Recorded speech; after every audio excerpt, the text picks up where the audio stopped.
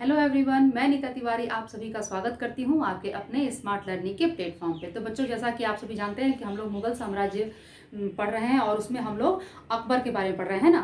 तो आज हम पढ़ेंगे कि अकबर के बारे में हमने सारी बातें जो हैं सब पढ़ चुके हैं। तो आज हम लोग जो बाकी रह गया था कि अकबर के जो दरबार में जो 9 रत्न थे, ठीक है ना, तो उनके बारे में जानना।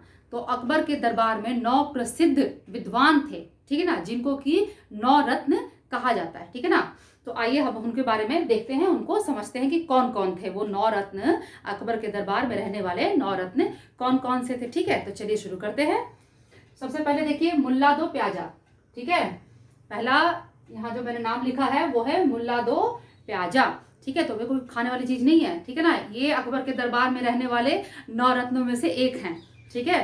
तो देखिए भाई, मुल्ला दो प्याजा जो थे ये अपनी बुद्धिमानी और वाक पटुता के लिए बहुत ही प्रसिद्ध थे, ठीक है।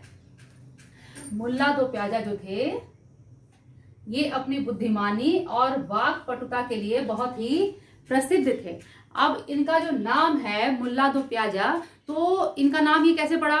तो जो भाई ये मुल्ला साहब जो हैं इनको प्याज बहुत पसंद था, ठीक है। प्याज मतलब जरूरत से ज्यादा पसंद था, बहुत ज्यादा पसंद था, तो इसलिए इनके नाम के साथ में प्याजा जुड़ गया, ठीक है। तो इसलिए इनको मुल्ला दो प्याजा कहा जाता है, ठीक है, समझ गए। चलिए आगे बढ़ते हैं। दूसरे अब्दुल रहीम खान खाना। अब्दुल रहीम खान खाना आप सभी जानते हैं कि ये किसका बेटा था? ये बैरम खान का बेटा था। जब बैरम खान की मृत्यु हो जाती है तो अकबर क्या करता है, उसकी वाइफ से शादी कर लेता है और अब्दुल रहीम खान खाना को संरक्षण प्रदान करता है। और अब्दुल रहीम खान खाना जो होता है वो उसके दरबार का, अकबर के दरबार का 9 रत्नों में से एक होता है, ठीक है ना। और अब्दुल रहीम खान खाना जो है वो फारसी, तुर्की और हिंदी का प्रकांड विद्वान होता है, ठीक है ना। फारसी, तुर्की और हिंदी का प्रकांड विद्वान होता है। और जो तुजुके बाबरी है, ठीक है ना, जो बाबर ने लिखी थी, अपनी आत्मकथा लिखी थी तुर्की भाषा में, ठीक है ना।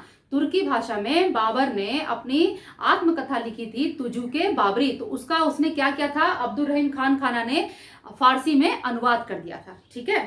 चलिए, तो ये याद रखिएगा क्योंकि इस तरीके के सवाल आपसे पूछे जा सकते हैं, ठीक है ना। कि तुजुके बाबरी का किसने फारसी में अनुवाद किया था? तो किसने किया था? अब्दुल रहीम खान खाना ने। क्लियर। चलिए नेक्स्ट देखिए, तानसेन। तानसेन जो थे ये कौन थे? सुप्रसिद्ध संगीतज्ञ थे, ठीक है, आप सभी जानते ही हैं। राजा टोडरमल बहुत ही अच्छे मंत्री थे, कुशल प्रशासक थे, ठीक है ना। चलिए अब इसके आगे और जो हैं उनको अब हम देखते हैं कि इसके आगे अब और कौन कौन है। कितने लोग हो गए भाई? 4 लोग हो गए। 5 लोग और बचे हैं जो उनके विद्वान थे, जो 9 रत्न थे अकबर के दरबार के। तो अब हम उन्हें भी देख लेते हैं। चलिए ठीक है। चलिए हाँ भाई, तो देखिए अब बारी आती है बिरबल की। और बिरबल को कौन नहीं जानता है? बिरबल की कहानियां तो बचपन से हम लोग सुनते आ रहे हैं, आप लोगों ने भी सुनी होगी, है ना। तो बिरबल तो भाई विश्व प्रसिद्ध हैं, इनको हर कोई जानता है, ठीक है ना। बिरबल की कहानियां सुन सुन के तो हम लोग बड़े हुए हैं। हमारे बुक्स में, हिंदी के बुक्स में अक्सर कोई ना कोई एक स्टोरी बिरबल की होती ही थी। तो बिरबल को सब जानते थे कि बिरबल जो थे वो बहुत ही बुद्धिमान थे और अपने वाक पटुता के लिए प्रसिद्ध थे बिरबल, है ना। नेक्स्ट देखिए, हमीम हमाम। हमाम जो थे ना वो मुगलों के राजकीय पाठशाला के प्रमुख अधिकारी थे, ठीक है। हमीम हमाम, ठीक है, हमीम हमाम मुगलों के राजकीय पाठशाला के प्रधान अधिकारी थे, ठीक है। नेक्स्ट देखिए, नाम आता है अबुल फजल का, ठीक है, बहुत इंपॉर्टेंट है। अबुल फजल, आईने अकबरी और अकबरनामा, आईने अकबरी और अकबरनामा, ठीक है, इन दोनों ग्रंथों का जो रचयिता है वो कौन है? अबुल फजल है, ठीक है। अबुल फजल जो है इसको सलीम जो है अकबर का जो बेटा होता है सलीम जहांगीर, जिसके बारे में हम अब अगले वीडियो में पढ़ेंगे, ठीक है। तो वो एक षड्यंत्र के द्वारा ना वीर सिंह बुंदेला, ठीक है, वीर सिंह बुंदेला के साथ मिल करके एक षड्यंत्र करता है और अबुल फजल को मरवा देता है, ठीक है। तो सलीम के द्वारा ये मरवाया जाता है, ठीक है। चलिए नेक्स्ट देखते हैं मान सिंह। मान सिंह कौन थे? मान सिंह अकबर के सेनापति थे, ठीक है। मान सिंह कौन थे? अकबर के सेनापति थे। क्लियर। नेक्स्ट देखिए, फैजी।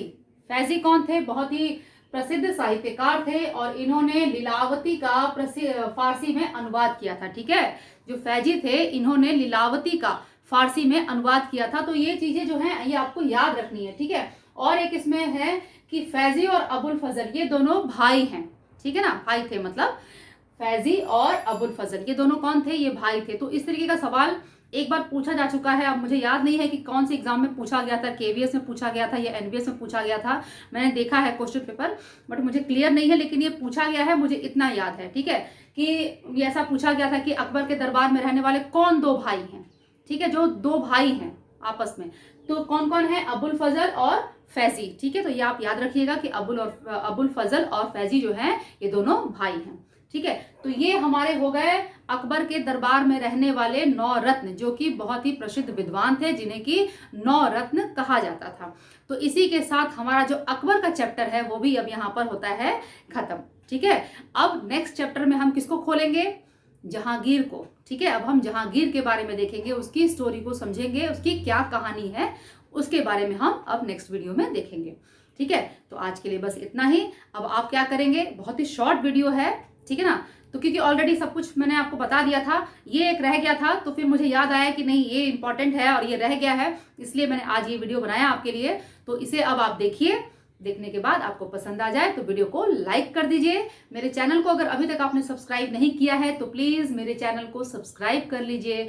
बेल आइकन को प्रेस करना बिल्कुल भी मत भूलिएगा, क्योंकि आप सभी जानते हैं कि बिना बेल आइकन प्रेस किए मेरे किसी भी वीडियोस की नोटिफिकेशन आपको नहीं मिलेंगे, आप तक नहीं पहुंचेंगे। सो प्लीज़ बच्चों, आप लोग मेरे जो वीडियोज़ हैं उसको लाइक कीजिए, मेरे चैनल को सब्सक्राइब कीजिए, बेल आइकन को प्रेस कीजिए, ठीक है। और आप जो है मेरे वीडियो को ज़्यादा से ज़्यादा शेयर भी करिए, ठीक है।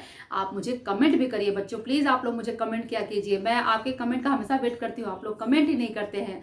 तो प्लीज़ आप लोग बेटा कमेंट करेंगे तभी तो मुझे पता चलेगा ना कि मैं वीडियो जो बना रही हूँ वो सही आप लोगों को पसंद आ रहा है या नहीं आ रहा है, मैं सही तरीके से बना पा रही हूँ कि नहीं, वरना फिर क्या फ़ायदा है ना। मैं इतनी मेहनत करती हूँ तो उसका मुझे पता तो चलना चाहिए एटलीस्ट कि हाँ भाई आप लोगों को कुछ उससे फ़ायदा हो रहा है। सो प्लीज़ आप लोग मुझे कमेंट जरूर करिए, ठीक है। तो चलिए अब आप लोग अपना ख्याल रखिए, पढ़ते रहिए, खुश रहिए, मुस्कुराते रहिए। हम फिर मिलेंगे अगले वीडियो में, तब तक के लिए बाय बाय।